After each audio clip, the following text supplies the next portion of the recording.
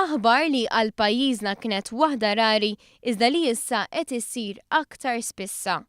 Dik li fl-aħħar tax-xahar il-Gvern ikun daħħal aktar flus milli ħareġ. Min statistika tal-Uffiċċju Nazzjonali tal-Istatistika jirriżulta li fi frar id-dħul tal-Gvern kien 38 miljun aktar mill-ħruġ.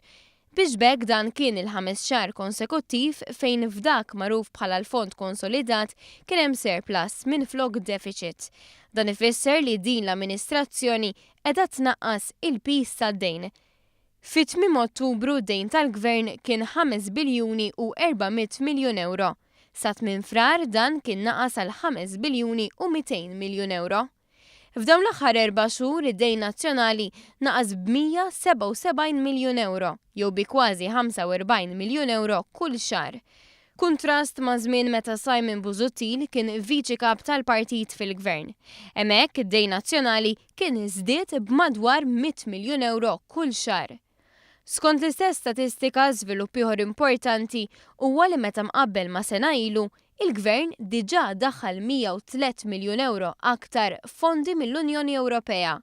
Fi stqarrija il-Gvern laqa l-pubblikazzjoni ta' dawn il-figuri u qal li jikkonfermaw is-suċċess tal-politika fiskali imħabbra fil-budget illi għadda. Kompla jingħad li l-viżjoni tal-Gvern hi li d-dejn nazzjonali jitnaqqas mhux bl-awsterità iżda bl-investiment pubbliku.